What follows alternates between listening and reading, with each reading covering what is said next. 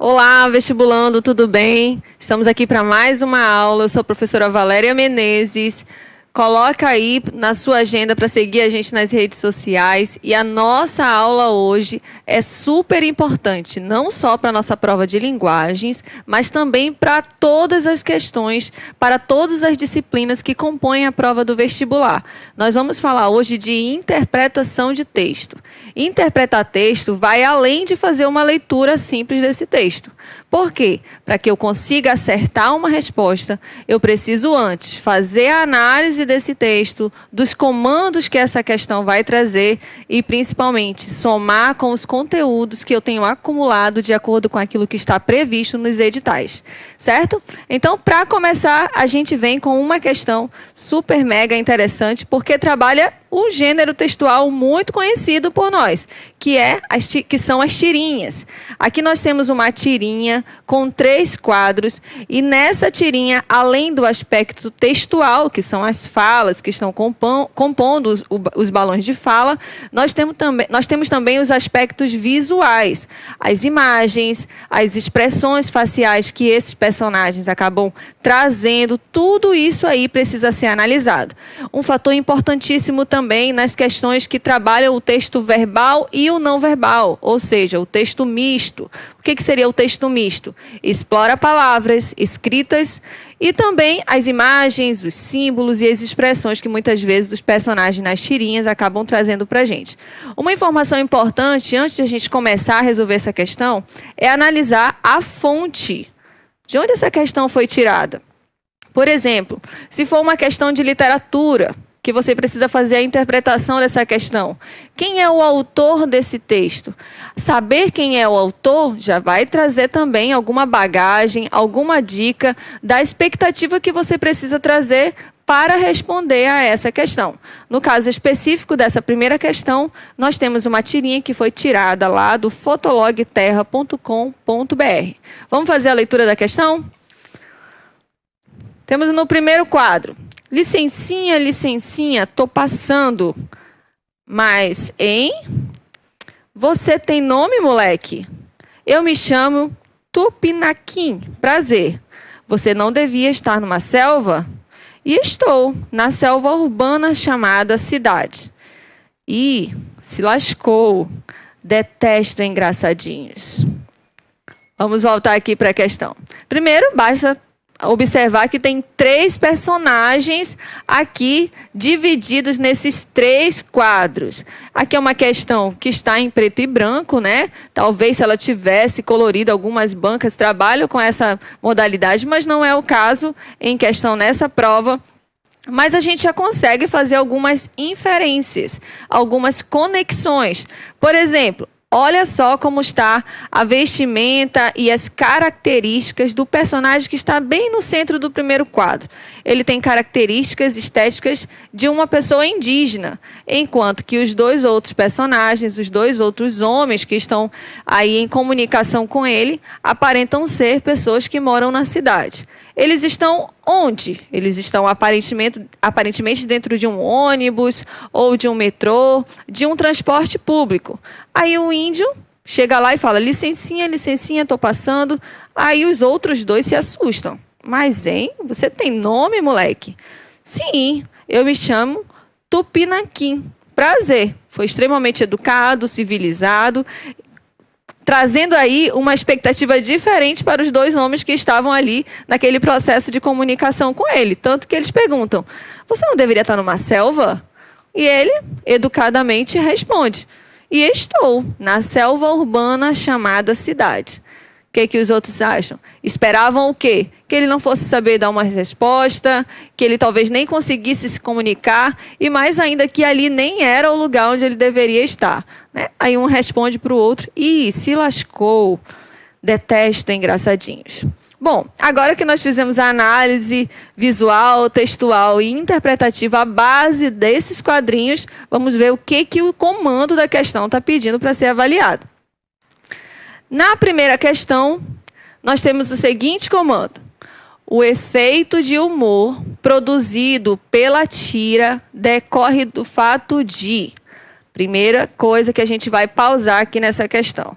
Aqui nós temos um comando muito comum nas questões de interpretação de texto. Vou marcar aqui para vocês. Efeito de humor. O que a gente entende por humor normalmente, né? No nosso dia a dia. Humor é aquilo que nos traz alguma manifestação de riso, aquilo que é engraçado, aquilo que por algum motivo vai despertar o riso na gente. Porém, quando se fala em interpretação de questões para o vestibular, o humor é muito mais do que isso. É isso também, mas tem outras características que precisam ser consideradas. Então, a gente vai associar o humor à crítica. Qual é a crítica que está sendo feita, produzida pela tirinha nessa questão, nesse ponto em específico? O efeito de humor produzido pela tira decorre do fato de, ou seja, não é só a piadinha, não é só o riso, mas, além disso, qual é a crítica que está sendo produzida aí? Vamos para as alternativas, então? Na primeira alternativa, nós temos na letra A, o interlocutor se impressionar com a incredulidade do índiozinho. Quando a gente olha para lá, que a gente lembra da tirinha, o índiozinho está super tranquilo. Ele não aparenta estar nem nervoso com as perguntas, muito menos com o ambiente que ele está. Ele diz, eu estou na selva chamada cidade. Na letra B, o nome do índiozinho remete a uma ascendência japonesa. Vamos lá, quais são as características japonesas que a gente consegue considerar aí na imagem? Vou voltar lá para a gente relembrar. O cabelo, talvez? Mas será? Olha, embora a imagem esteja em preto e branco, ele não aparenta ser uma pessoa que tenha a mesma pele comum dos japoneses, né? Ele aparenta ter todas as características de um indígena. Vamos, então, para a próxima alternativa. Na letra C, o índiozinho tem dificuldade de se acostumar à cidade grande. É aquilo que a gente conversou. O índiozinho está super à vontade. Quem parece estar incomodado com a presença do índiozinho, ou pelo menos assustado com a presença do índiozinho, são os dois homens que estão se relacionando com ele aí nesse processo de comunicação. Vamos na letra D. O índiozinho afirma que a cidade grande é também uma selva. Vamos voltar lá na tirinha? Quando ele coloca, você tem nome, moleque? No segundo quadro, eu me chamo Tupinanquim, prazer. Aí o próprio homem fala, você não deveria estar numa selva. No terceiro quadro ele diz, e eu estou na selva urbana chamada cidade. Aqui a gente já matou a questão. O índiozinho afirmar que a cidade grande é também uma selva. O que a gente começa a entender aqui? Que não é necessariamente para dar graça. Por isso, aquela ideia de humor. O humor não é só para dar graça, mas uma crítica. Ele faz uma crítica de que a selva ela também acontece na cidade, mas é um outro tipo de contexto, né? A famosa selva de pedras, um contexto de vida urbana mesmo. Aqui a gente encontra o humor da tirinha. Só para tirar dúvida, na letra E, o interlocutor se incomodar em função da timidez do índiozinho. Não tem como, né? O índiozinho está super à vontade, está totalmente num ambiente de conforto, inclusive sabendo dar as respostas adequadas naquela situação de comunicação. Uma coisa importante nessa questão, que a gente também deve considerar, é que na letra A, nós temos a palavra índiozinho. Na letra B, índiozinho. Na letra C e na letra D, índiozinho. E na letra E também. Como é que esse índiozinho pode remeter a uma ascendência japonesa? Então, aqui, as questões de interpretação de texto, elas precisam ser consideradas também de forma lógica. Existem algumas estratégias para chegar à resposta. A gente vai eliminando aquilo que não faz sentido. Outra estratégia importante é você considerar aquilo que é igual em todas as alternativas. Se a palavra índiozinho está sendo repetida em todas as alternativas, é porque essa situação vai ser crucial para você chegar na resposta adequada. Quando a gente vai desconsiderando os outros aspectos, né? A incredulidade do índiozinho, ou ele ser de ascendência japonesa, ele não conseguiu se adaptar à cidade, ou ainda, ele é tímido. Tudo isso é contrário ao que está explicitado lá nos 3 quadros dessa tirinha, certo? Então, a resposta correta é a letra D, o índiozinho afirmar que a cidade grande é também uma selva. Ok, gente? Vamos para a nossa próxima questão, que ainda está relacionada a essa tirinha aí. No primeiro e terceiro quadrinhos, as expressões... Vou marcar aqui para vocês. As expressões licencinha, tô passando e lascou exemplificam o emprego de... Nós temos aqui algumas expressões que fazem parte da linguagem do dia a dia. Aquela linguagem coloquial, que é a linguagem despreocupada, numa situação de comunicação onde você tenha um pouco mais de liberdade para usar esse tipo de palavra. É claro que numa situação de formalidade, licencinha, tô passando e lascou não seriam palavras adequadas. Mas quando a gente lembra lá do contexto da tirinha, eles estão ali no transporte público, talvez no ônibus ou no metrô. Então é um lugar onde esse tipo de linguagem é permitido. A questão é, no primeiro e no terceiro quadrinhos, essas expressões exemplificam o emprego de, letra A, uma modalidade agramatical, ou seja, contra a gramática, ou que não deve ser aceito de alguma forma pela língua portuguesa. A língua portuguesa ela não é só a gramática, né? A língua portuguesa ela é composta pela gramática, que vai trazer as normas, mas ela é também composta pela linguística, que vai trazer o significado e as situações de comunicação em que nós vamos utilizar as palavras. Letra B. É uma variante considerada padrão. Nós temos as variações linguísticas. Dentro das variações linguísticas, nós temos a variação regional, onde cada região tem um jeito de utilizar as palavras que vai além do sotaque. Nós temos a variação histórica, onde algumas palavras elas mudam ou perdem o significado, né? Por exemplo, a palavra vermelho. A palavra vermelho, que a gente conhece hoje, inclusive é a cor aqui da caneta, já foi chamada de encarnado. Hoje, quando a gente usa, se por acaso for usar, me empresta essa tua caneta encarnada, a pessoa já vai ficar assim um pouco, né, assustada. Meu Deus, o que tem nessa caneta aí, né? Então, antigamente, era assim. E as pessoas entendiam essa comunicação. Hoje, não. Hoje, algumas palavras ganharam, alguns produtos e objetos ganharam uma outra palavra para... atribuir o nome, e a gente precisa estar acompanhando essa evolução linguística, né? Isso faz parte da nossa língua, porque a nossa língua é uma língua viva. E assim será também no futuro. Algumas palavras que a gente utiliza hoje, é bem provável que elas também percam, né, a sua significação ou mudem de significação. Tá, tudo isso para chegar no seguinte ponto. É uma variante padrão? Será que está no modo padrão, aquele aceito normativo que vai permitir uma avaliação, por exemplo, padrão da língua portuguesa gramática? Vamos lá. Letra C. É uma linguagem vulgar e ofensiva. Aqui nós temos características que são atribuídas e que têm um significado muito bem marcado. Vamos aqui lembrar. O que é vulgar? Uma coisa vulgar é algo que trata com desrespeito, assim como seria quase um sinônimo para ofensiva nesse contexto. Parece que a palavra vulgar tem um peso ainda maior do que ofensivo, né? Mas vulgar e ofensivo não se encaixa no contexto de licencinha.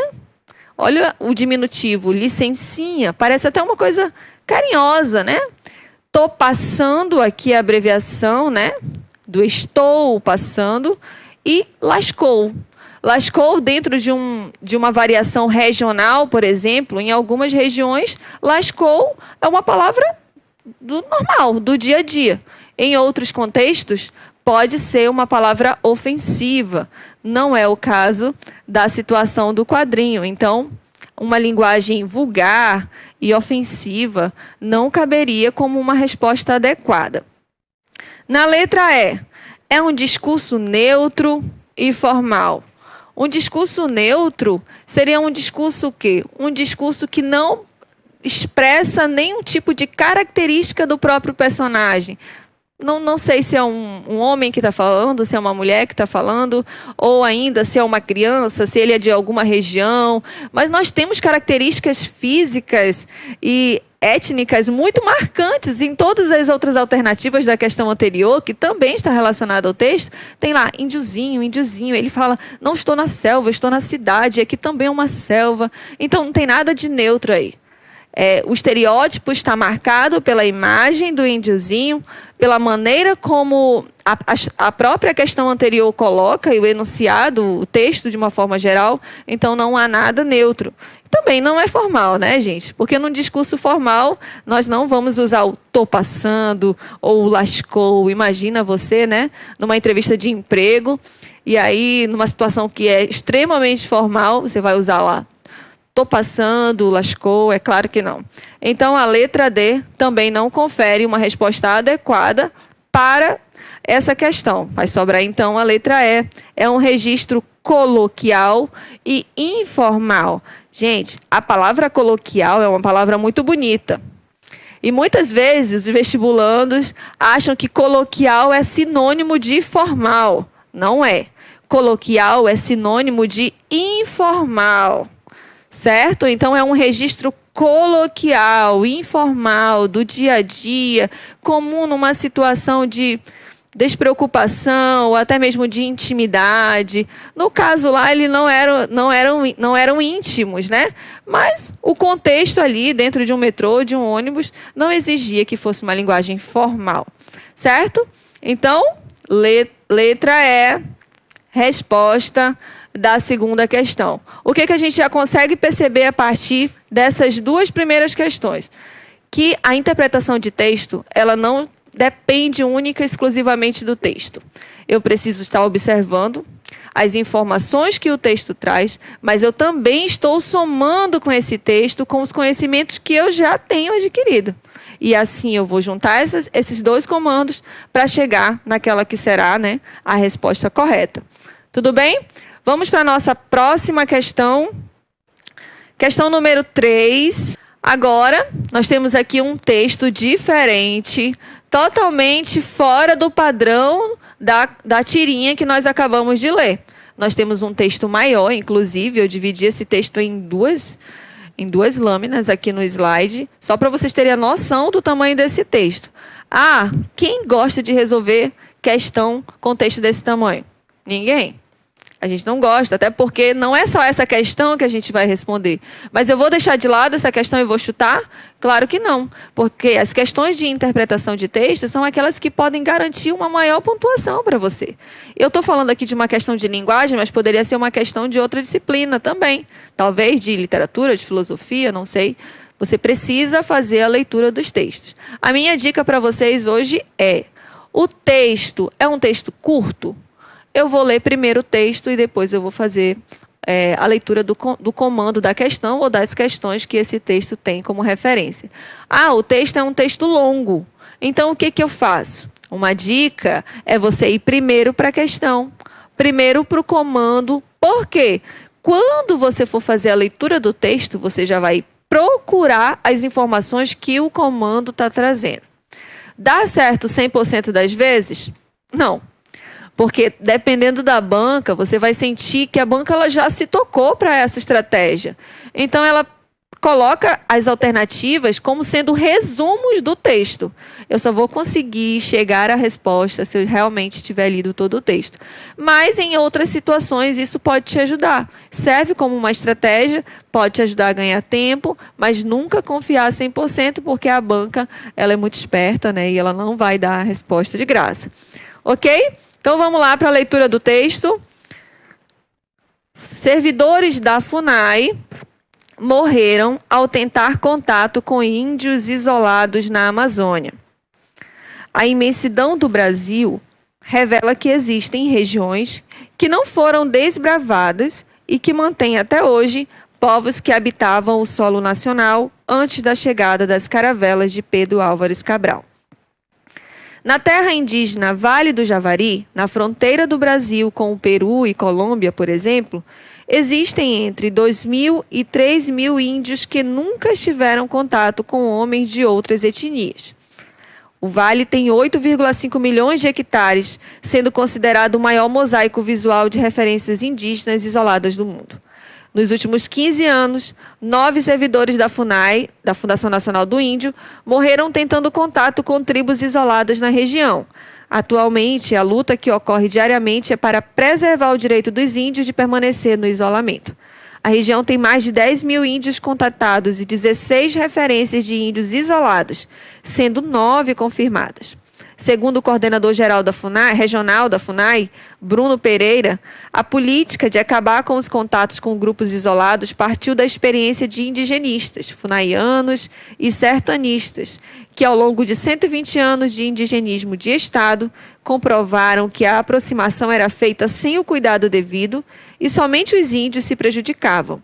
O principal dano eram as doenças contagiosas, que quase levaram etnias à extinção, como aconteceu com os matis, também chamado de matissés, etnia reduzida a menos da metade em apenas 2 anos. O último grupo contatado foi da etnia Corubo, em 2003. Atualmente, o grupo de Corubos tem 29 índios.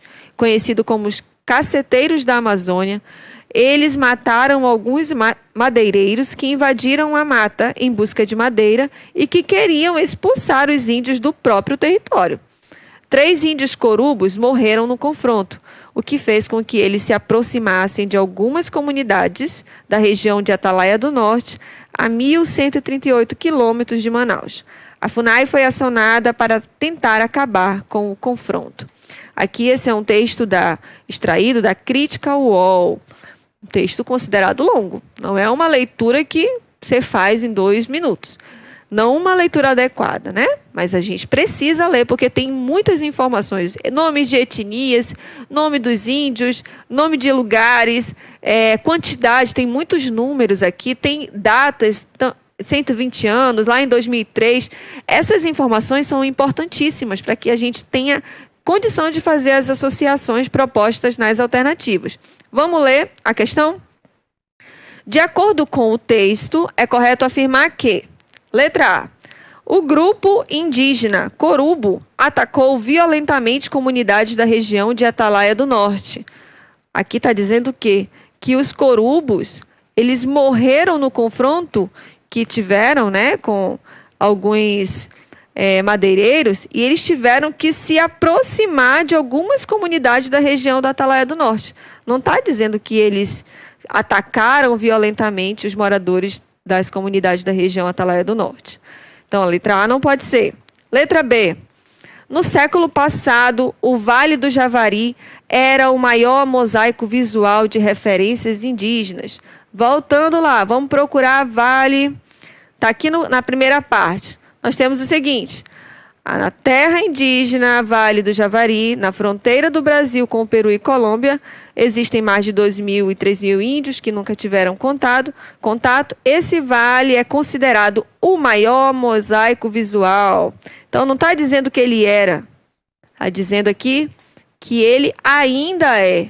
Ele ainda é. Pelo menos não tem referência que ele deixou de ser. Então, a letra B, ela não completa adequadamente a resposta. Letra C. Na letra C diz o seguinte: 120 anos de indigenismo de Estado indicam que a melhor política é acabar com o isolamento. Isso é totalmente contrário ao que o texto diz, né? O texto, ele quer preservar essa política de isolamento porque considera que ter contato com esses indígenas é perigoso e só quem sai prejudicado são os próprios índios. Eles não tomam vacina, eles não têm como se defender das doenças que para nós aqui que moramos na cidade, ou pelo menos, né, não em regiões isoladas, já são doenças erradicadas ou comuns, certo? O texto todo é apoiando o isolamento desses índios. Na letra D, doenças contagiosas quase levaram à extinção algumas etnias, como a dos Matis ou Matséis. Vamos lá. Esse nome é bom para lembrar, porque a gente pode até não lembrar o conteúdo, mas lembra do nome. Então, aqui, quando a gente vem, Matis ou Matséis, são as doenças contagiosas que quase levaram as etnias Matis ou Matséis à extinção. Foram pela metade, menos da metade, em apenas 2 anos. Então, aqui, nós já encontramos a resposta na letra D, mas vamos garantir que não é a letra E, né? A luta na região envolvendo tribos indígenas isoladas continua sendo de combater o isolamento. Não é para combater o isolamento. Muito menos as tribos estão em luta ou em guerra. A luta é contra aqueles que querem desfazer o isolamento e a soberania indígena dentro da sua própria cultura. Ok? Então, resposta da questão 3, letra D. Vamos aqui, então, para a próxima questão, com o próximo texto. As 2 próximas questões se referem a esse texto. Vamos fazer a leitura dele. Aqui eu já trouxe para vocês um outro modelo de texto. Não é mais um texto com imagens, não é mais um texto tão estruturado em parágrafos, mas é um poema, um texto literário. Vamos fazer a leitura. Eu quero um amor feinho. Amor feinho não olha um para o outro. Uma vez encontrado, é igual fé. Não teologa mais. Duro de forte, o amor feinho é magro, doido por sexo e filhos tem os quantos haja. Tudo que não fala, faz. Planta beijos de 3 cores ao redor da casa e saudade roxa e branca, da comum à da dobrada. Amor feinho é bom porque não fica velho. Cuida do essencial. O que brilha nos olhos é o que é. Eu sou um homem, você é mulher. Amor feinho não tem ilusão. O que ele tem é esperança. Eu quero um amor feinho. Bagagem, né? Um texto de Adélia Prado. Um texto muito bonito, inclusive, que foge aos padrões, né, de amor que se idealiza hoje. Ela quer um amor simples, ela quer aquele que é possível, né? O que a gente consegue deduzir imediatamente. Vamos para a primeira questão, referente a esse texto. Segundo o eu lírico, que é aquele que fala no poema, não necessariamente é a autora do texto, o amor feinho é um acontecimento único na vida de uma pessoa. Pode até ser que ele só conheça esse amor, mas não é isso que está dizendo o texto, né? Letra B. É uma experiência cotidiana, desejável e possível. Já sentiram aí, né? Vamos para a letra C. É uma ilusão em que alguns amantes acreditam. Aqui é o contrário, né? Qual é a ilusão que se tem de um amor perfeito, de alguém lindo, maravilhoso, que não só é bonito fisicamente, mas tem uma personalidade boa? Não tem, esse tipo de pessoa não existe. Então, a ilusão não é o que ela está propondo aqui. A letra D é uma maneira de viver acessível a qualquer pessoa. Não é que ela deseja qualquer pessoa. Ela não está aí disponível para qualquer pessoa. É um amor feinho, mas é um amor que ela sabe o que ele precisa ter. Certo? Letra E é um estado de aceitação de uma vida desinteressante. Claro que não. Ninguém quer um amor para ser desinteressante. Ela quer um amor possível. Ela quer um amor desejável, que seja do dia a dia, do cotidiano, que considere as imperfeições. Então, só pode ser a letra B. O amor feinho é uma experiência cotidiana, desejável e possível. Vamos para a próxima questão, ainda referente a esse texto de Adélia Prado, que diz o seguinte: o verbo teologa, no contexto da ideia de amor expressa no poema, significa. Aí eu acho interessante, nesse momento, a gente voltar lá rapidinho no texto e achar esse verbo, né? Para ver como que ele está, inclusive se ele está conjugado ou não. Uma vez é encontrado é igual fé, não teologa mais. Vamos lá, voltar na questão. O verbo teologa, no contexto da ideia de amor expressa no poema, significa formular teorias desnecessárias sobre algo que na prática dispensa as explicações. Letra B.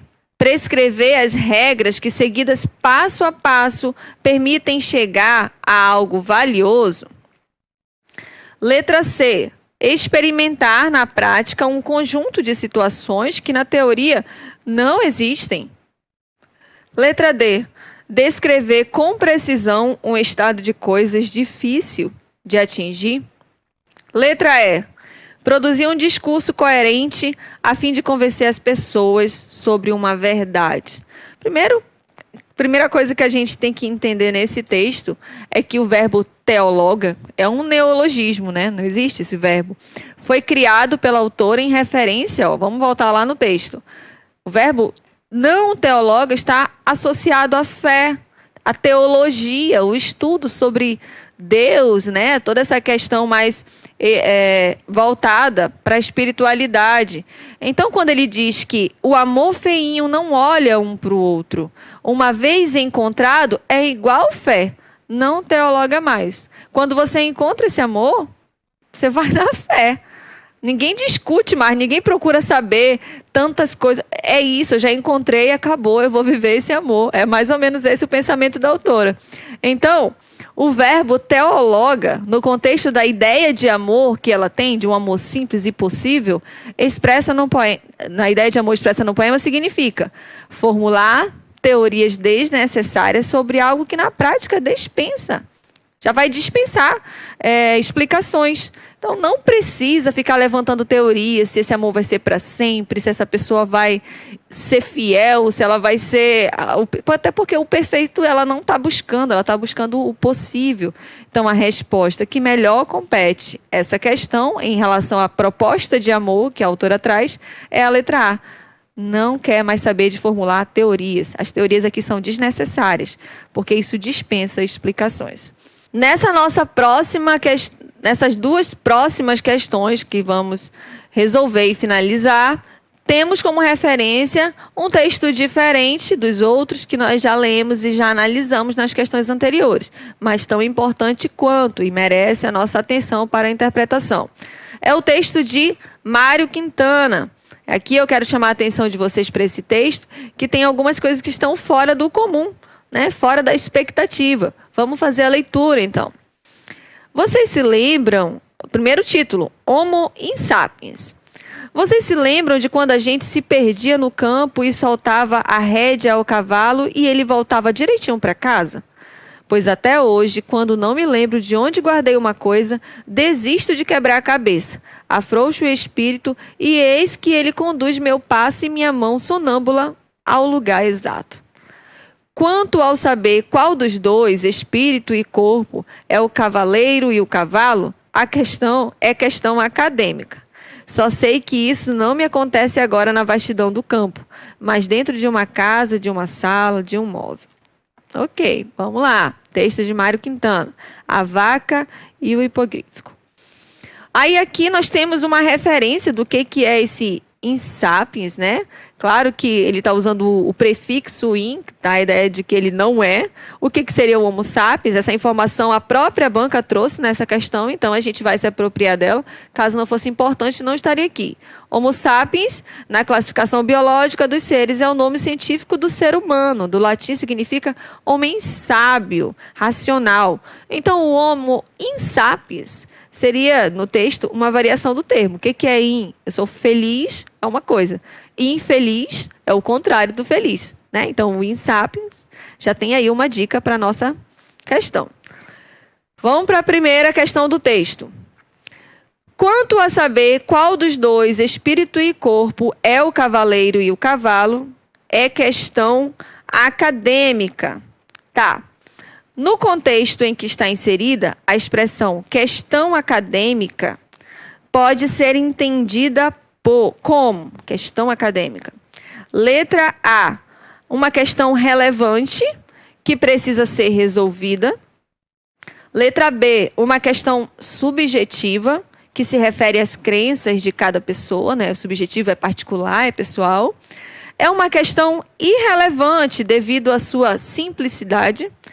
Letra D é uma questão complexa, que foge ao escopo do texto.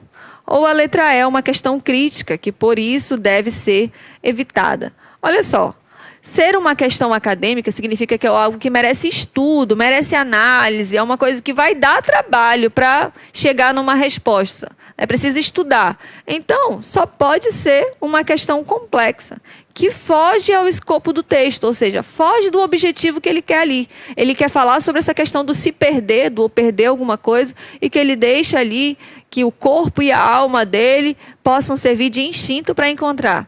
Se é o corpo, se é a alma, isso é para um outro momento, não é para aquela situação do texto, certo? Então, a letra D é a resposta adequada para essa sexta questão. Olha só as inferências que a gente está fazendo aqui, né? Nem tudo está no texto. Vamos para a nossa última questão de interpretação de hoje, sobre a palavra in sapiens. A banca não ia colocar a definição de homo sapiens ali de graça. Alguma intenção ela tinha e só podia aparecer numa questão. Vamos fazer a leitura. A palavra in sapiens, presente no título, expressa a ideia de: letra A, um ser humano racional, o que se caracteriza, segundo o texto, na capacidade de o homem se valer dos instintos para resolver um problema. Primeiro que o ser racional não se vale dos instintos, né? Ele se vale da razão. Ele pensa. Então, aqui não poderia ser, por não ser uma característica do homem racional. Na letra B, um ser humano irracional, que, segundo o texto, diferente do cavalo, tem que se apoiar em um método quando quer procurar um objeto ou um lugar. Vocês viram que o que move o encontrar alguma coisa para ele é o instinto. Por isso ele se coloca como um in sapiens.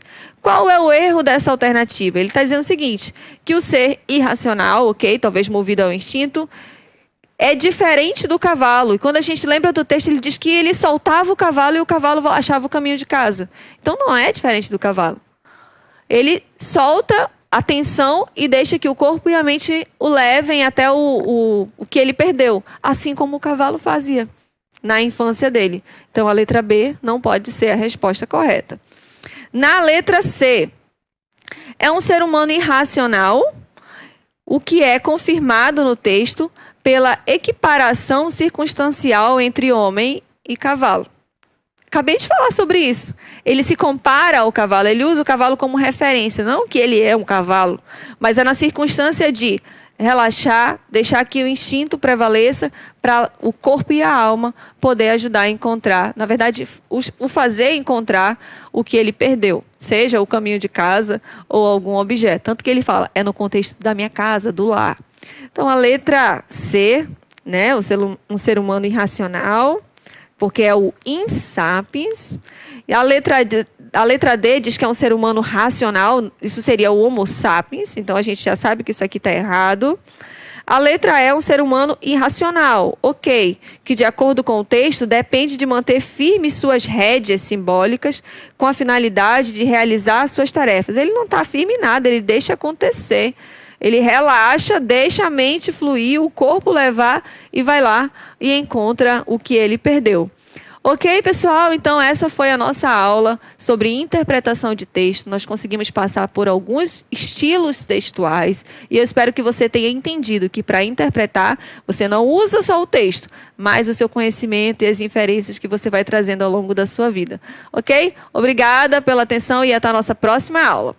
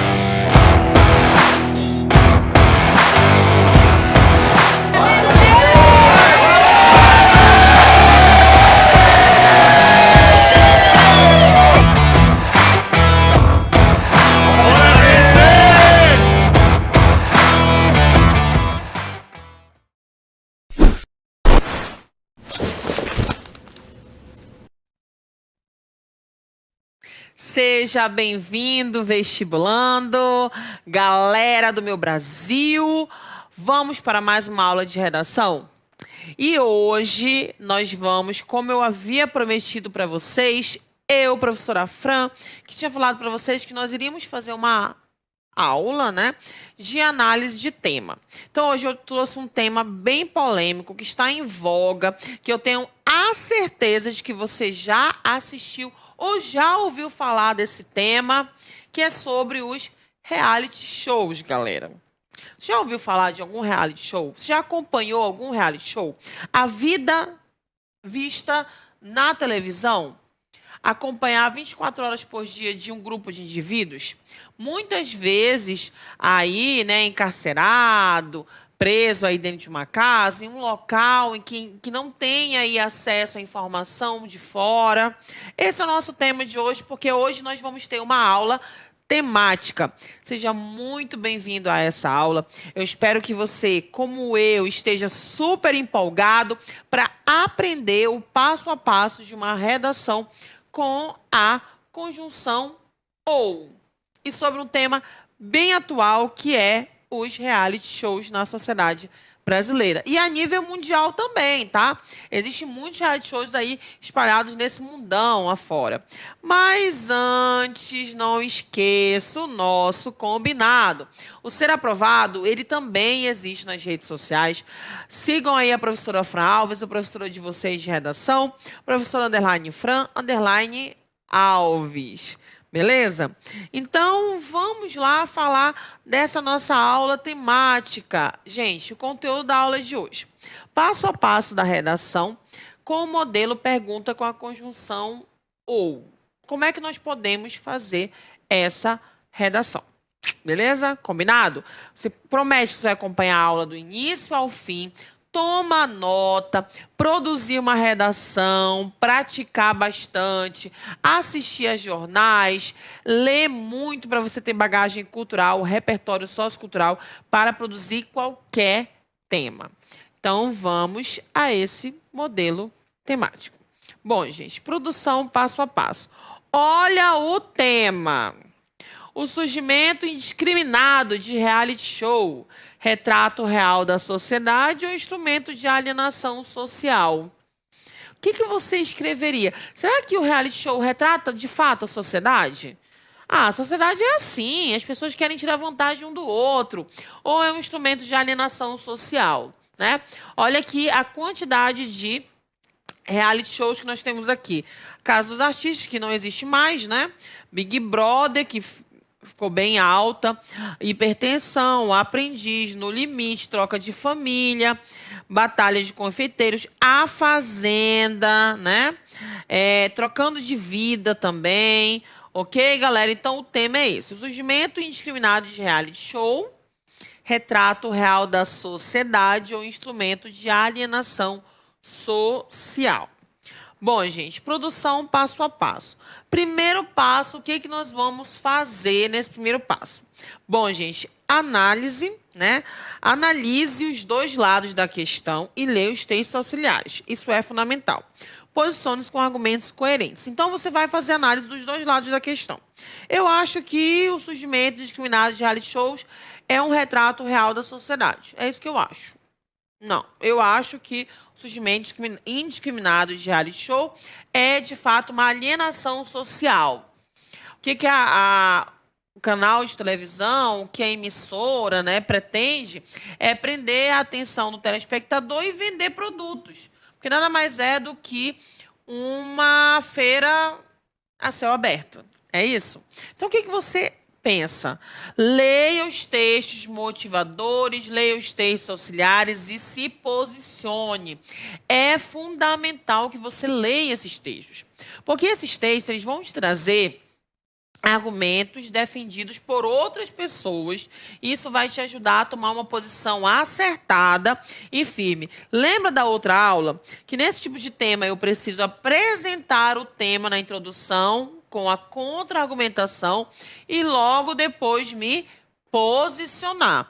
Eu preciso apresentar o tema na introdução e logo depois ter o quê? Um posicionamento. Apresento o tema, uso a contra-argumentação, justifico a posição contrária que eu não acredito e logo depois eu faço o quê? Eu me posiciono. É isso que eu vou fazer nesse tipo de tema. Então, o primeiro passo, vem comigo. Analise os dois lados da questão e leia os textos auxiliares. Posicione-se com argumentos coerentes. Não dá para se posicionar com argumentos que não sejam coerentes, ok?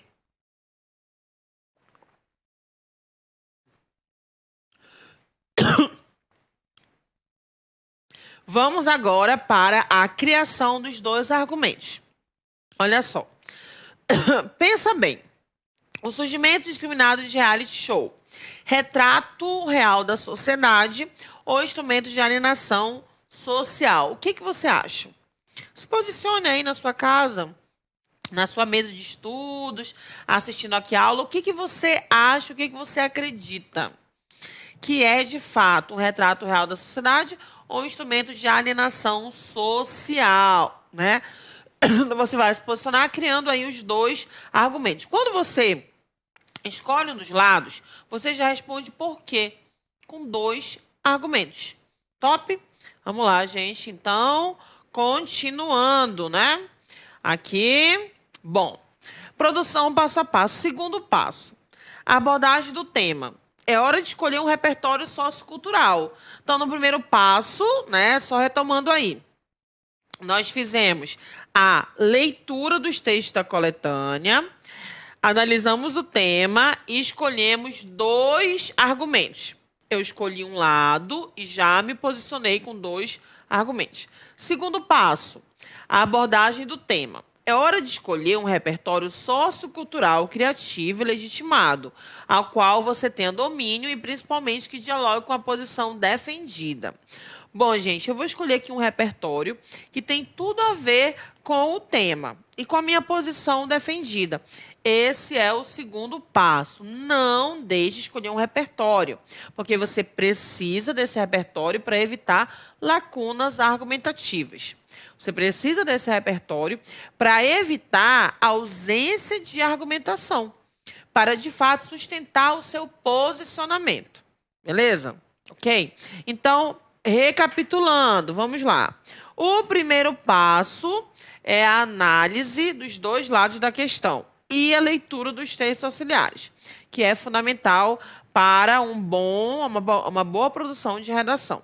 Posicione-se com argumentos coerentes, tá? Coerentes com o seu posicionamento, coerentes com a realidade em que nós estamos vivendo, coerentes com o mundo.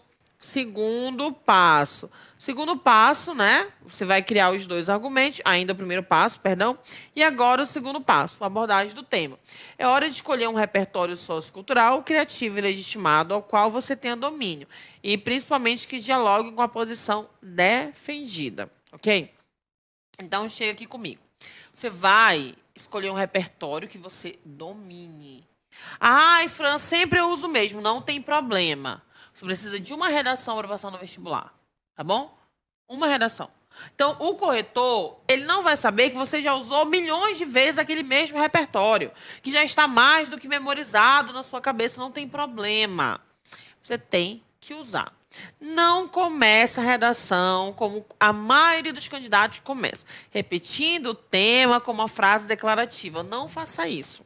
Não se compare à maioria. Comece a redação com uma boa contextualização, com uma excelente abordagem do tema, com um filme, com uma série, com uma citação de um filósofo, de um sociólogo, com uma alusão histórica, uma alusão literária, uma música. Mas use um repertório sociocultural. Combinado? Vou cobrar de você, hein? Continuando, vamos aí à produção passo a passo, né? Olha a hierarquia dos repertórios socioculturais. Gente, alusão histórica, Alusão literária. Nossa literatura brasileira é riquíssima, literatura mundial também. Aí nós temos aí na nossa literatura brasileira uma questão histórica. Arcadismo, né? Nós temos primeiro o quinhentismo, aí vem o barroco, o arcadismo, o romantismo, realismo, naturalismo, parnasianismo, simbolismo, pré-modernismo e modernismo. E a contemporaneidade. Alusão a filmes, a séries, a documentários, a novelas, né? Alusões a livros, citações, músicas, teorias de filósofos e sociólogos, fatos que chocaram a sociedade, dados estatísticos também dá para usar, especialistas no assunto, leis específicas e a Constituição, artigo 5º e 6. O que fala o artigo 5º da Constituição? Todos são iguais perante a lei, sem distinção de qualquer natureza. Então, dá para usar também a nossa Constituição. Artigo 227, que é o Estatuto da Criança e do Adolescente, né? O artigo 96 da saúde. A saúde é um direito de todos e dever do Estado, garantidos a cidadãos brasileiros e a estrangeiros que aqui habitem, né? Então, gente, tem muita coisa que dá para você utilizar na sua redação, tá? Vamos agora para a análise do tema e repertórios socioculturais, né?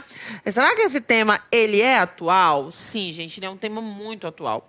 Usa-se muito na atualidade, fala-se muito de reality shows, é algo que as pessoas gostam de ver, é algo que está aí na boca do povo, então é algo aí atual, né? Então, falando aí desse tema, vamos lá.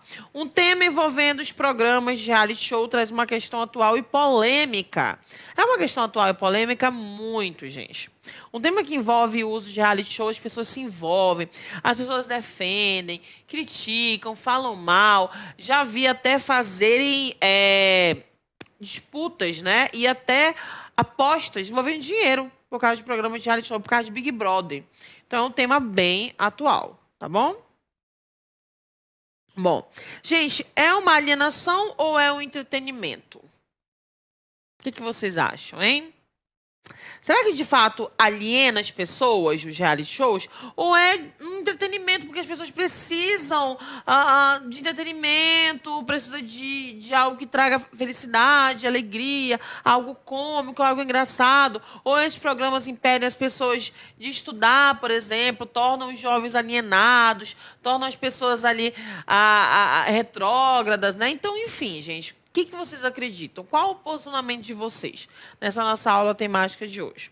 Olha só, eu vou falar ideias de por que é uma alienação, ideias de por que é um entretenimento. A alienação. A mídia dá muita atenção para esse tipo de programação, fazendo com que as pessoas se esqueçam dos problemas que ocorrem no país, deixando, por exemplo, de assistir a documentários importantes. Então, de certa forma, essas pessoas acabam ficando aí alienadas, né?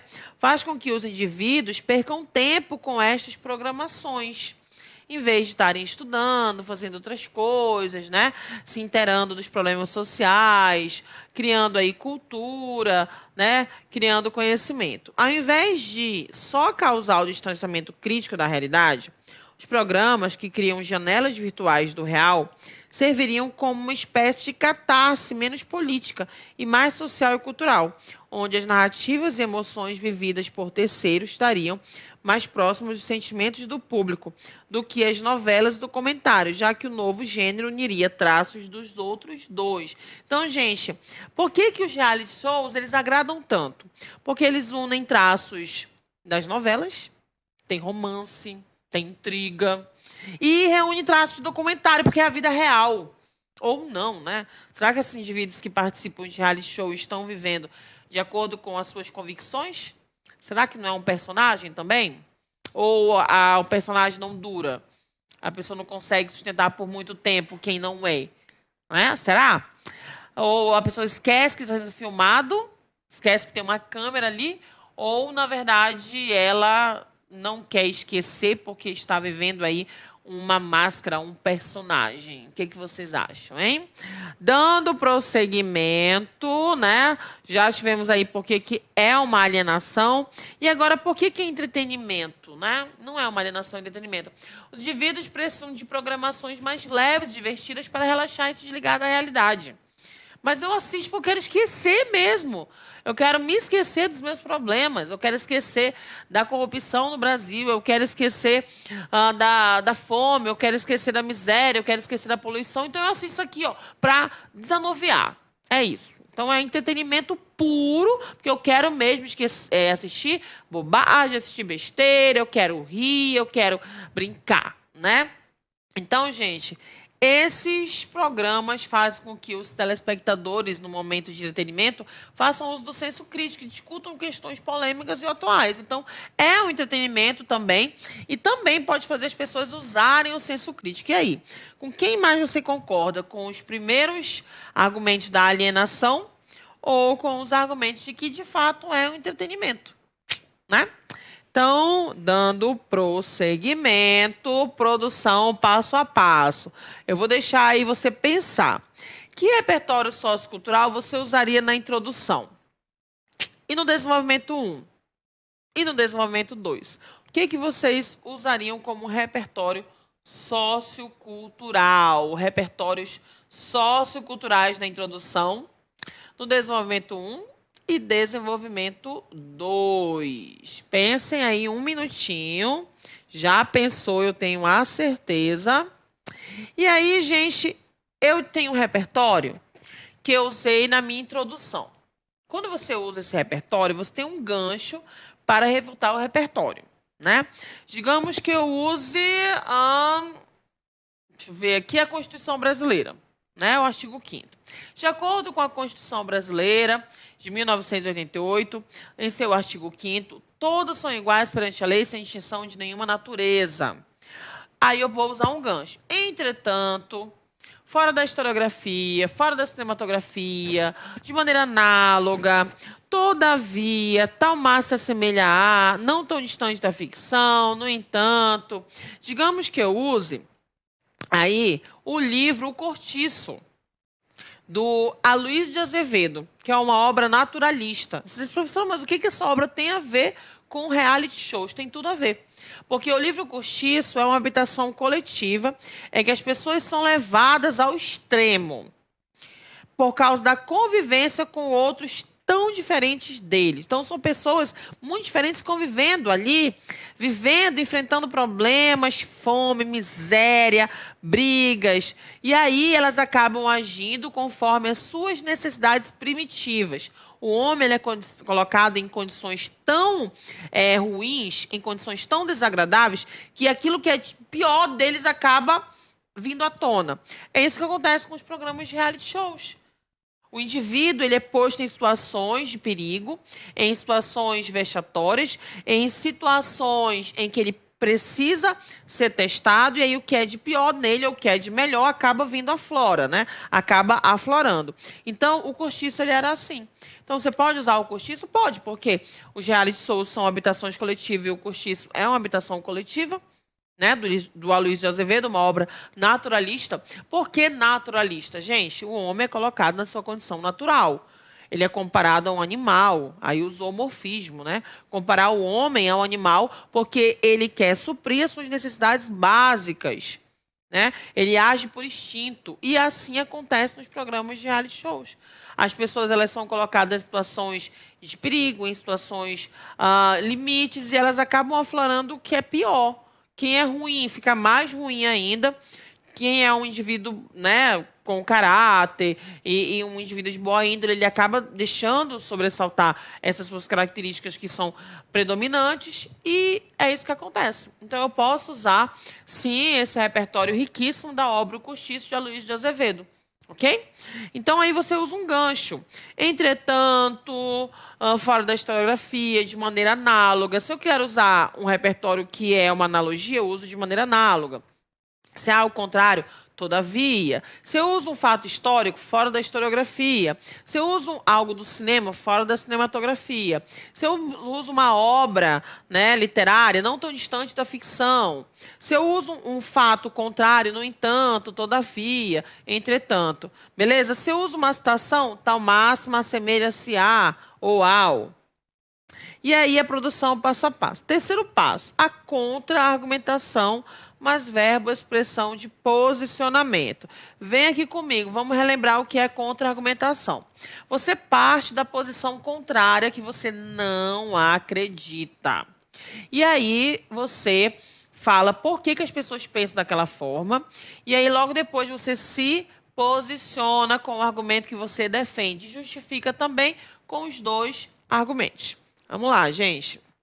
Terceiro passo, contra-argumentação, mais verbo, expressão de posicionamento.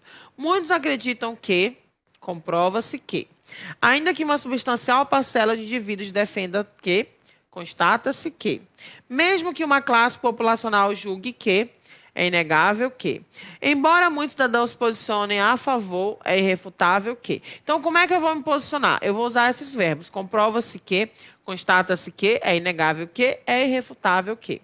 Tranquilo? Deu para vocês entenderem? Prepara aí o print, para tirar o print da tela. Espero que vocês tenham entendido muito bem essa análise de modelo temático. Vamos lá, gente. Produção passo a passo. Agora nós vamos para o posicionamento, que é a tese. A posição defendida servirá de núcleo para todo o texto. O ideal é que venha logo após a contra-argumentação, sempre relacionado ao repertório a fim de fazê-lo produtivo. Quando você se posiciona usando a retomada do repertório, você mostra que ele é tão importante que ele produziu conteúdo. Daí o nome produtivo. E aí ele produziu um conteúdo e ele se faz necessário para a introdução. Se eu retirar o repertório, vai fazer falta. Vai ficar um buraco, vai ficar uma lacuna argumentativa. Isso é um repertório produtivo. Eu consegui contextualizar ao ponto de ele ser tão fundamental para a minha redação, porque ele faz parte da minha tese. Isso é um repertório produtivo.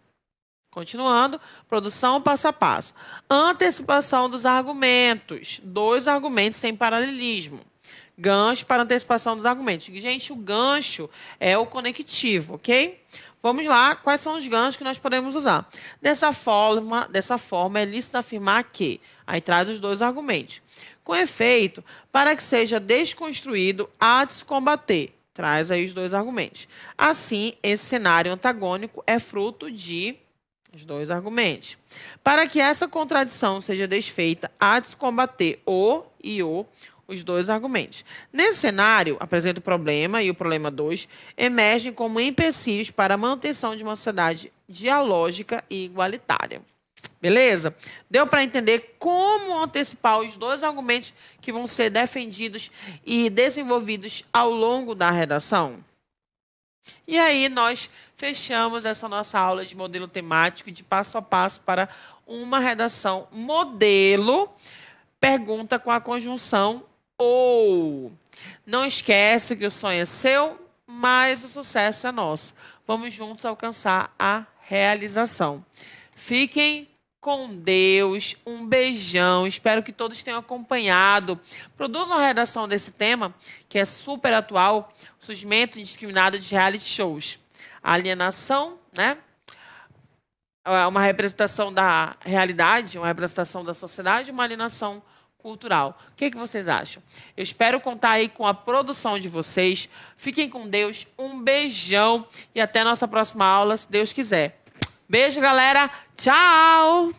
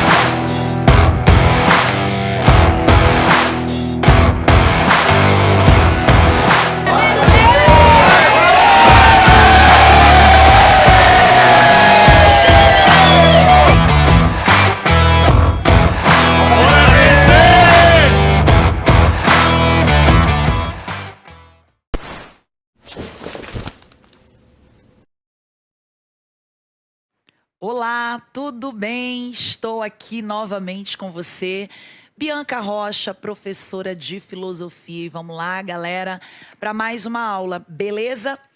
Aqui mostro para vocês Ser Aprovado Vestibulares. Essa é a plataforma que vai te aprovar, bebê. Então, entende? Ser Aprovado Vestibulares. Estamos juntos, hein? Força!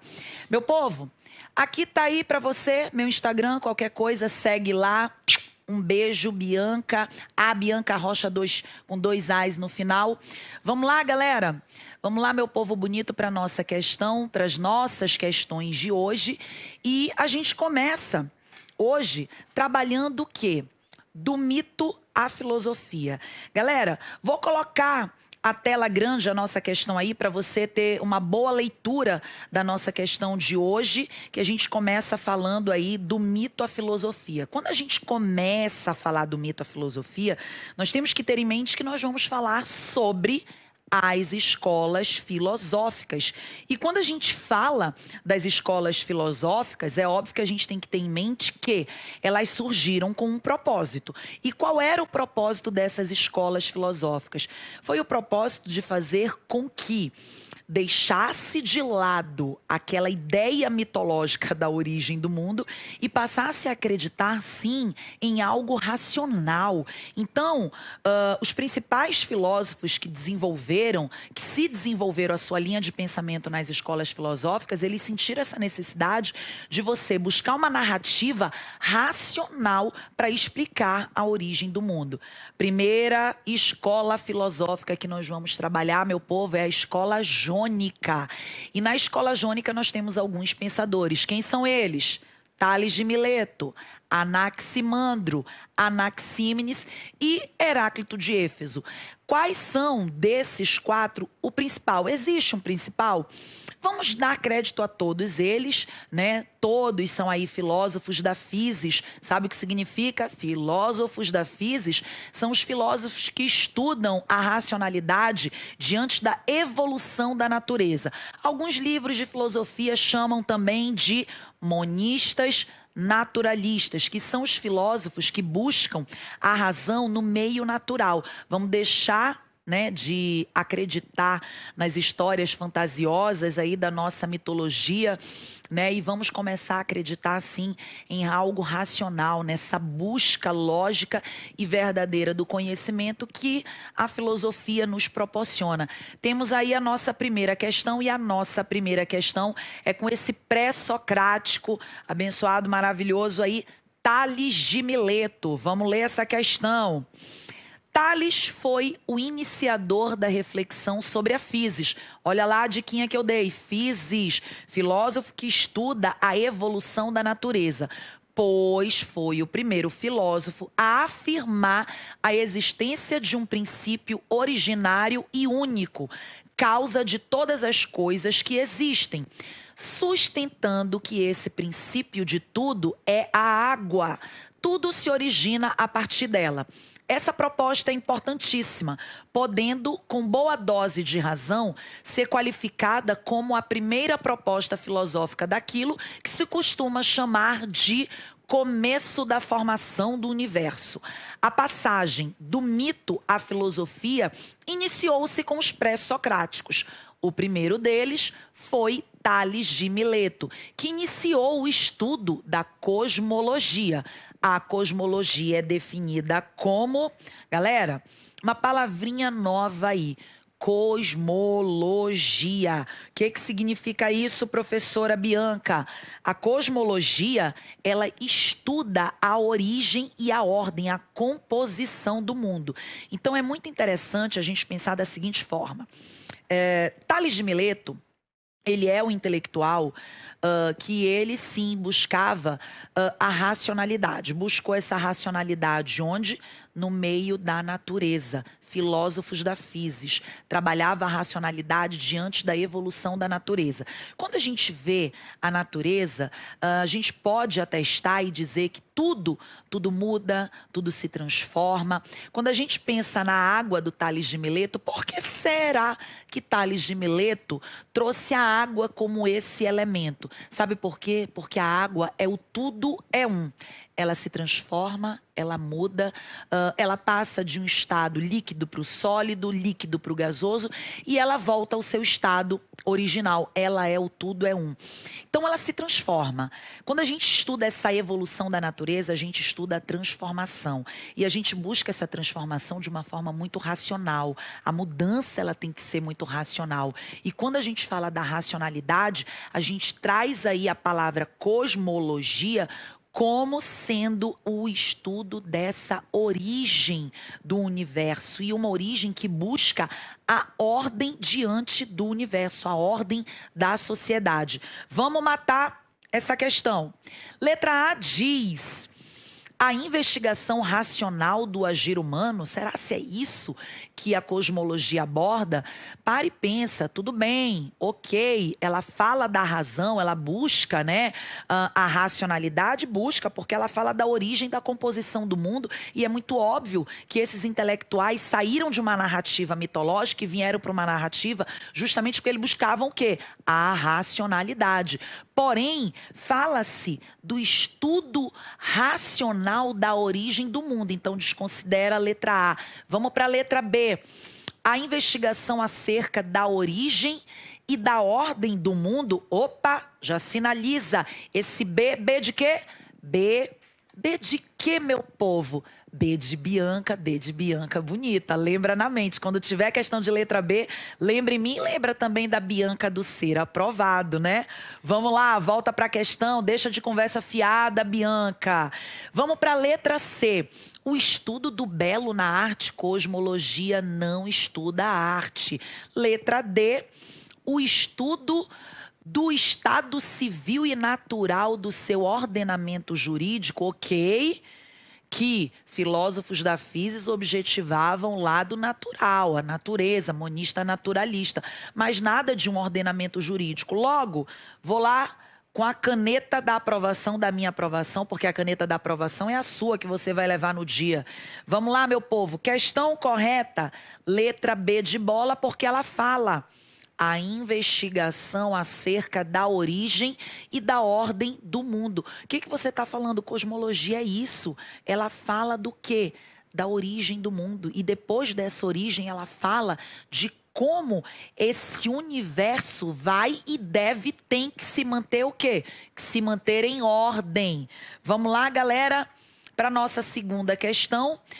Na nossa segunda questão, a gente vai continuar falando aí dessa racionalidade, dessa maneira de você buscar a razão, né, para a gente começar a ter uma vida racional, ética, justa e solidária. A nossa segunda questão, ela também traz aí um fragmento de Tales de Mileto, né? E vamos lá, vou colocar ela alta para a gente ter uma imagem melhor, fazer uma boa leitura da nossa questão. Questão de número 2, ela também é referente a Tales de Mileto. Vamos lá. Aquilo que é quente necessita de umidade para viver. E o que é morto seca, e todos os germes são úmidos. E todo o alimento é cheio de suco. Ora, é natural que cada coisa se nutra daquilo de que provém. O fragmento atribuído ao filósofo Tales de Mileto é característico do pensamento do pré-socrático ao apresentar uma... Meu povo, a gente tem que levar em consideração, principalmente aí logo no começo dessa questão, que ele fala do quê? Que necessita-se de umidade para viver. E a questão, ela é de Tales de Mileto. Se ela é de Tales de Mileto, ele vai evidenciar, ele diz que o elemento da natureza, que é a origem de tudo, é a água. Falando em água, vou tomar aqui a água da aprovação para você. Toma você aí em casa também. Boa.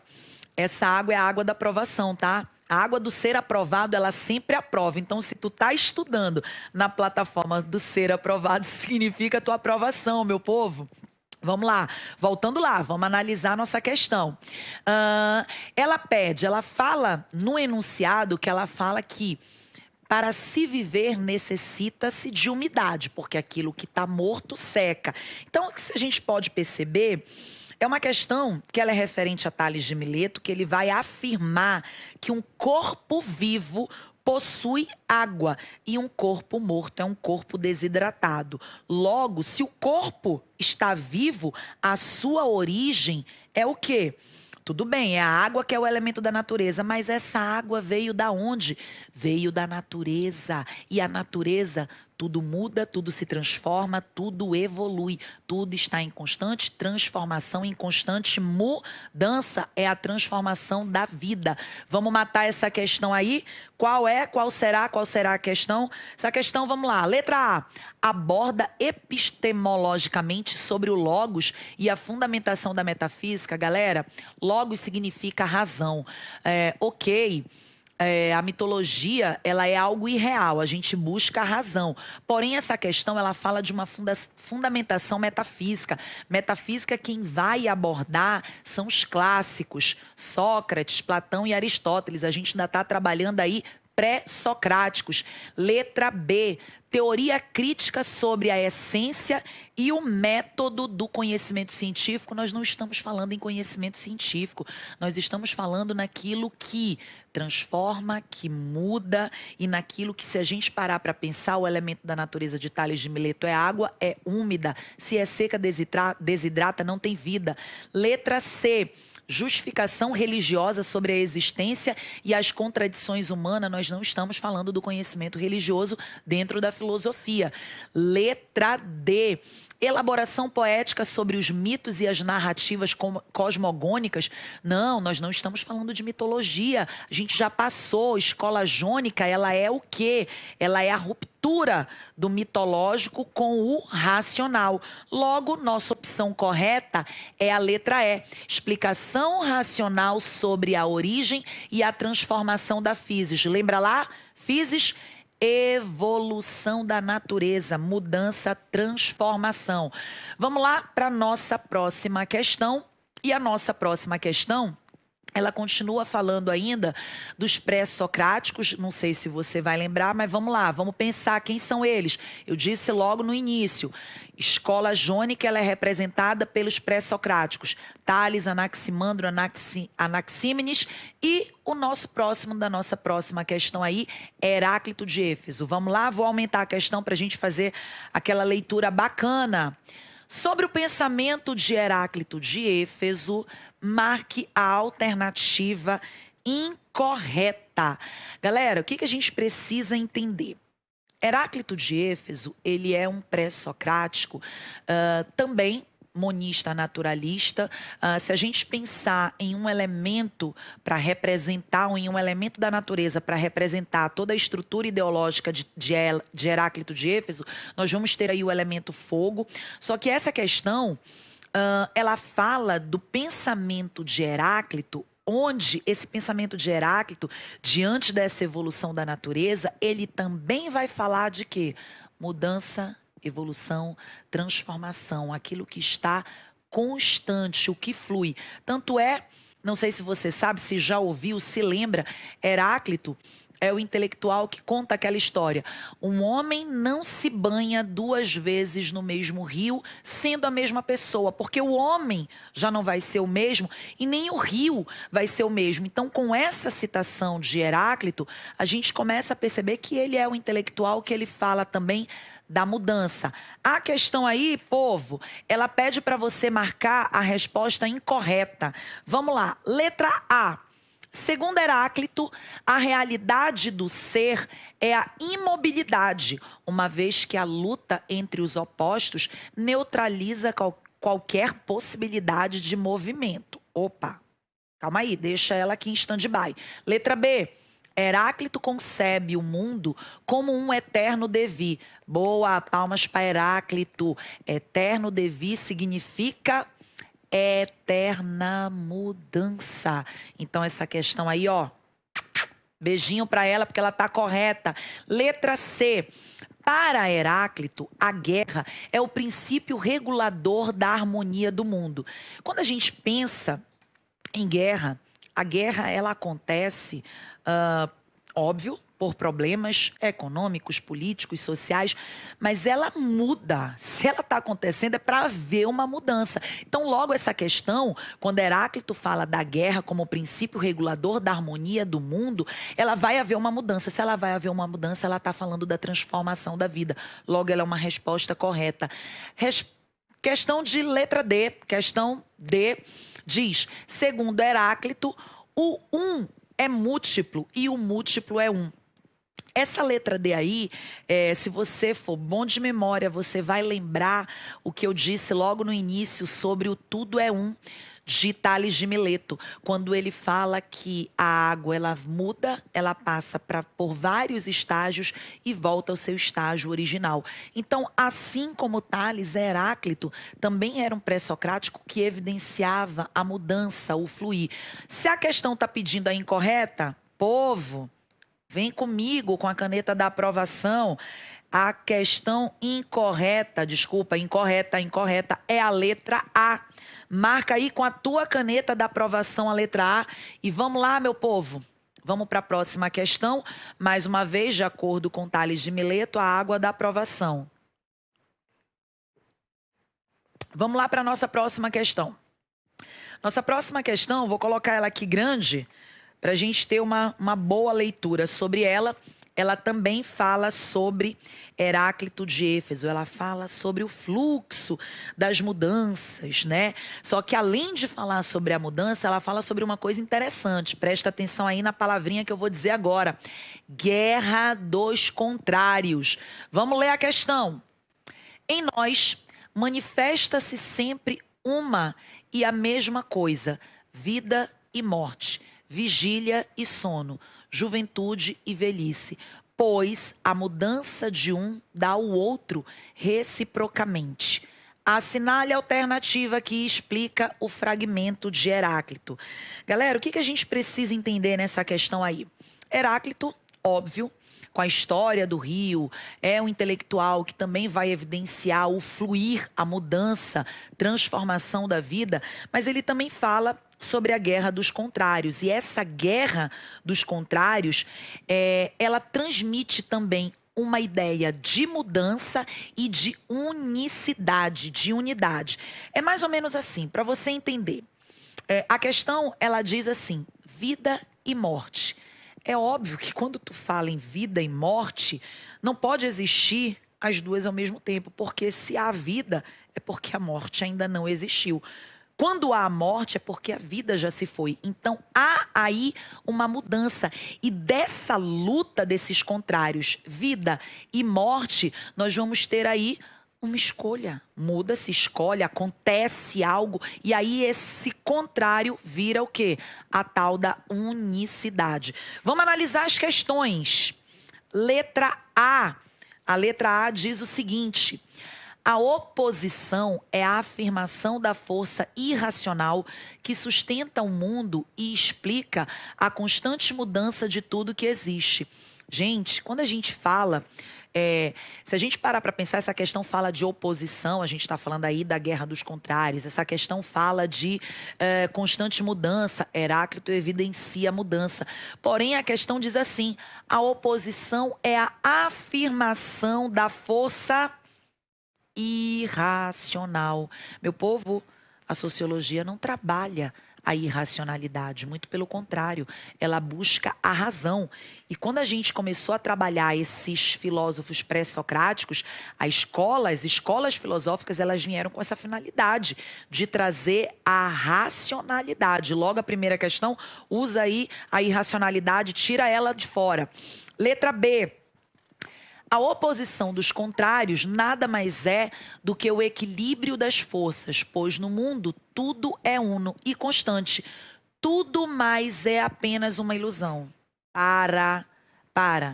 A vida não é uma ilusão. A palavra ilusão desconsidera totalmente a questão. Então, tira essa questão como uma opção correta da tua vida.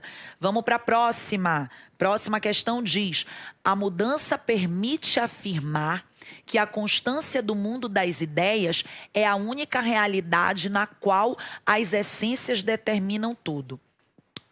Vamos lá, vamos entender essa questão, porque ela diz o seguinte, ela fala do mundo das ideias ser a única realidade. Quando a gente fala do mundo das ideias, a gente está falando do quê? De um mundo inteligível, do conhecimento, da lógica, da verdade. Beleza, é algo que faz parte da tua realidade? Claro. Graças a Deus que o conhecimento, a realidade, a lógica, a verdade faz parte da nossa realidade. Porém, assim como tem o mundo das ideias, objetivando aí a tua ideia atrelada a esse inteligível, tem também o mundo da essência. Esse mundo da essência, que é o mundo sensível, é o mundo do teu dia a dia, é o mundo do conhecimento empírico. Então você não pode dizer que o mundo das ideias é a única realidade. Não, porque o mundo inteligível do conhecimento não é a única realidade. Porque nós adquirimos também o conhecimento no empírico, no dia a dia, no cotidiano, que faz parte também da nossa realidade. Desconsidera a letra C, tira essa questão da tua vida. Logo, a resposta correta é qual, meu povo? É a letra D de dado. Vou marcar aqui com a caneta da aprovação, da minha, tu marca com a tua aprovação aí. Resposta correta. A oposição é a confirmação de que a realidade e o eterno fluxo de mudanças e da tensão dos contrários nasce a harmonia e a unidade do mundo. Lembra que eu disse? Essa oposição, ela traz também o quê? Um fluxo. Lembra lá? Juventude e velhice. Para e pensa. Olha para mim. Linda, loira, plena e jovem. Eu vou mudar. Por melhor que eu fique daqui a 10, 20, 30 anos, ainda assim acontece uma mudança, né? E essa mudança ela não é só interna, essa mudança ela é, digamos assim, física também. Então essa mudança existe entre os opostos. E aí quando a gente fala dessa mudança, algo vai mudar. Gera-se uma nova situação, porque você não vai ficar jovem o tempo todo. E dessa guerra dos contrários, surge aí o que a questão está dizendo. Unidade do mundo. Dos contrários nasce essa unidade, beleza? Vamos para a nossa próxima questão? E nessa próxima questão, povo, vamos lá. Eu estou trazendo uma outra escola filosófica aí nessa questão. É a escola peripatética. A escola peripatética, ela é uma escola... Vou voltar aqui para minha tela, para ficar eu e a questão aí lado a lado, porque ela é importante ser mencionada. A escola peripatética, ela é uma das escolas filosóficas que também evidenciava o quê? A razão, a lógica, e ela é representada por um intelectual que eu tenho um carinho muito grande por ele, que é Aristóteles. Essa questão aí é de Aristóteles. Quando a gente pensa em Aristóteles, a gente vai pensar em ideologias da linha de pensamento de Aristóteles. Nós vamos pensar em felicidade, animal político, vamos pensar em matéria e forma, substância, teoria da causalidade. E esse intelectual, com várias dessas ideologias aqui que eu fui falando para vocês, ele é o intelectual que nessa questão ele traz aí a questão felicidade. E quando Aristóteles aborda a questão da felicidade, uma coisa é fato. Ele diz, o ser humano ele alcança essa felicidade à medida em que ele for um sujeito ético, íntegro, justo. Se você parar para pensar, é bacana, eu também concordo. Se eu for justa, se eu for ética, eu vou ser feliz. Claro que outras coisas podem gerar a felicidade para mim, mas o ser justo, ser correto, ser ético, eu alcanço a felicidade também, tá? Então, a ética aristotélica, ela está atrelada a você alcançar essa felicidade, mas para alcançar essa felicidade, você precisa ter integridade. Você precisa ser o animal político. Opa! Eu sou um animal político? Todos nós somos. Somos animais por quê? Porque somos seres racionais, somos seres pensantes. E somos irracionais, porque em algum momento a gente pode agir por instinto. Beleza, mas Aristóteles acreditava na minha racionalidade. Sou político porque eu vivo em comunidade. Viver em comunidade é viver atrelados a uma regra, a normas das quais eu, por ser um ser humano racional e ético, eu vou seguir. Logo, eu sou um animal político. Sendo esse animal político, eu alcanço a tal da felicidade. Vamos matar essa questão aí de Aristóteles. A felicidade é, portanto, a melhor, a mais nobre e a mais aprazível coisa do mundo.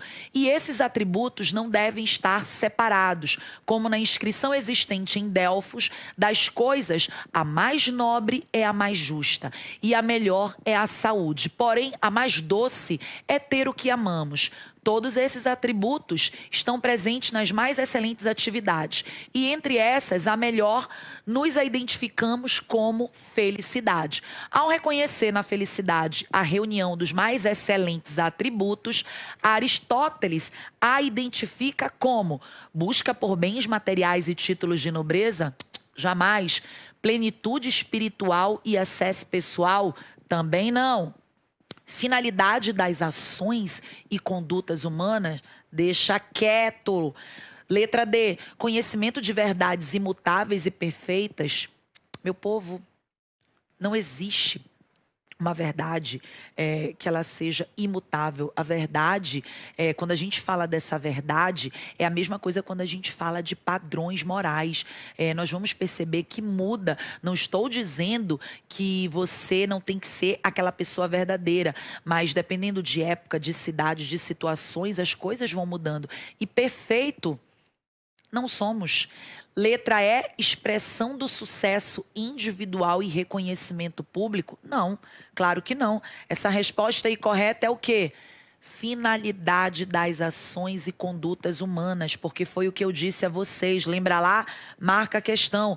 Aristóteles é o intelectual que fala que felicidade é alcançada à medida em que você mostra uma boa conduta, que você é uma pessoa íntegra, que você tem uma boa conduta humana.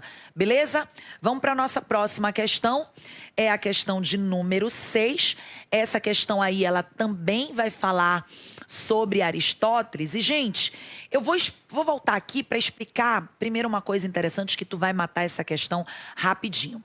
Lembra lá quando eu disse que Aristóteles fala de felicidade, substância, matéria e forma, animal político, e ele fala da teoria da causalidade. E essa teoria da causalidade, ela é o quê? Aristóteles diz que você, na sua integridade, vivendo uma vida íntegra, justa, para alcançar lá a tua felicidade, ele diz que tudo que a gente vai fazer na vida, nós temos que ter uma finalidade. Nós temos que ter uma causa. Pensando dessa forma, ele traz para a gente a teoria da causalidade. Essa teoria da causalidade, ela é formada pela causa formal, causa material, causa eficiente e causa final. Vou explicar elas, cada uma delas para você ter uma noção do que cada uma delas abordam. A causa formal é a forma, é o conhecimento em si. A causa material é tudo que constitui esse teu conhecimento, esse teu objeto. São todas as informações que tu tens sobre ele. A causa eficiente é sempre quem? O sujeito. Que você é a pessoa eficiente. E a causa final é quem? É tudo aquilo que tu vai colocar em prática. Exemplo claro. Tu vai fazer o vestibular, tu quer passar para engenharia, beleza. O que seria você já lá na tua causa final formado, engenheiro? Se a tua causa final já é ser um engenheiro e está trabalhando, o que é a tua causa formal? Faculdade de engenharia. O que é a tua causa material? É o tempo todo, os 4, 5 anos que tu passou estudando tudo sobre engenharia. A causa eficiente é quem?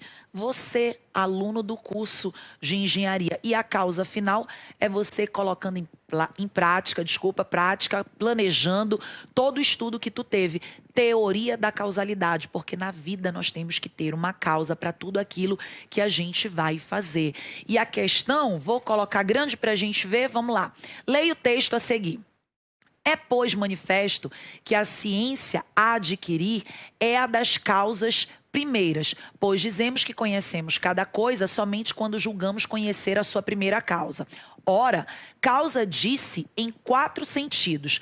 No primeiro, entendemos por causa a substância e a essência.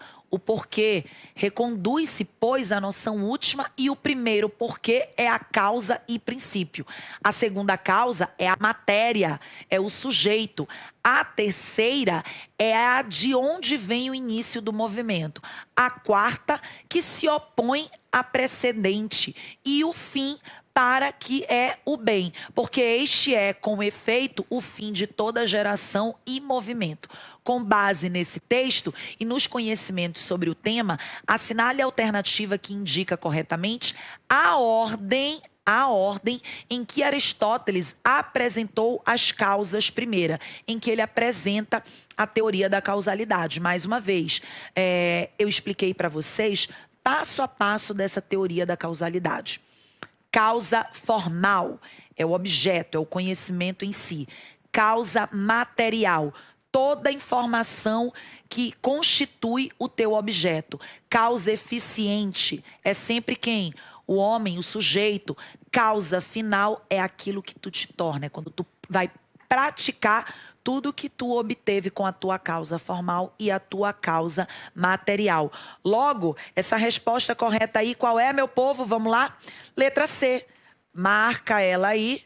Letra C. Marca aí com a caneta da aprovação, porque eu vou tomar aqui a água da aprovação. E vamos lá para a nossa última questão de hoje. Vou colocar ela em caixa alta para você. Vamos lá?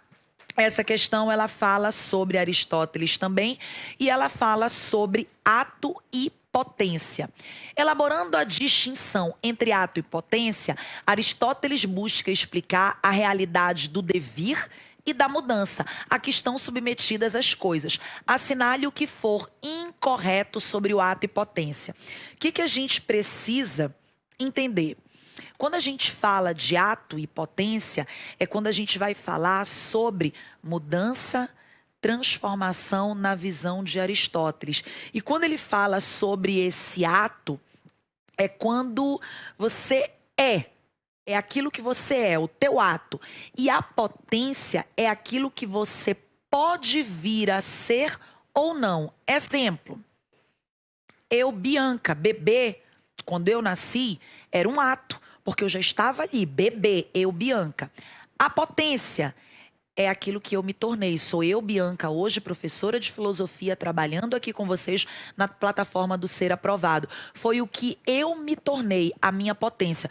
Poderia ter me tornado outra coisa? Poderia. Poderia não ter sido nada na vida? Poderia. Porque a potência, ela está relacionada àquilo que você pode ou não se tornar. Logo, ato e potência é a visão que Aristóteles tem do quê? Da mudança, da transformação. Não só do indivíduo, como de tudo que acontece à nossa volta. Tem um livro de filosofia que eu gosto muito, que ele fala o seguinte sobre o ato e potência. Ele dá um exemplozinho, eu me dei como exemplo. Ele dá o exemplozinho da semente. Você tem uma semente, essa semente ela é plantada, ela pode se transformar numa árvore. Ato, semente, potência, árvore. Mas ela também pode ser o quê? Uma mesa de madeira, porque você usa da matéria-prima, da madeira, para fazer a mesa. Então, também a gente pode trabalhar aí esse ato e potência. Vamos matar essa questão para a gente terminar a nossa aula de hoje, meu povo. Para Aristóteles, a mudança implica uma passagem do ato à potência. Lembrando que essa questão tu tem que marcar incorreta, hein? Para Aristóteles, a mudança implica uma passagem do ato à potência. O ato é o estado de plena realização de uma coisa. A potência é a capacidade que algo tem para assumir uma determinação. Certíssima? Segundo Aristóteles, tudo que acontece em suas causas Desculpa, galera, vamos lá. Segundo Aristóteles, tudo que acontece tem suas causas. Essas são as explicações ou o porquê de certa coisa ser o que é. Certíssimo, porque tudo na tua vida tem que ter uma causa. Olha lá a teoria da causalidade. Letra C, segundo Aristóteles, um exemplo simples é o de uma semente. É de fato uma semente, mas potencialmente pode ser uma árvore, pode ser uma mesa, pode ser uma cadeira, porque ela pode vir a ser qualquer outra coisa, originando aí da sua matéria-prima. Certa também. Logo, a resposta incorreta aí é a letra D. Marca aí a letra D. Estar em potência é aquilo que já é. para. Aquilo que já é o ato. A potência é o que pode vir a se tornar. E estar em ato é aquilo que você pode ser. Está inversa essa questão aí. Matamos ela, letra D é a resposta incorreta, que é o que a questão pede. Amores, finalizamos por hoje. Fica aqui meu abraço, meu beijo. Filosofia com amor para você. Não só filosofia com amor, como a plataforma Ser Aprovado também. Ela vai te aprovar e aí, ó, a gente vai ter essa relação de amor. Beijo grande. Até a nossa próxima aula. Tchau.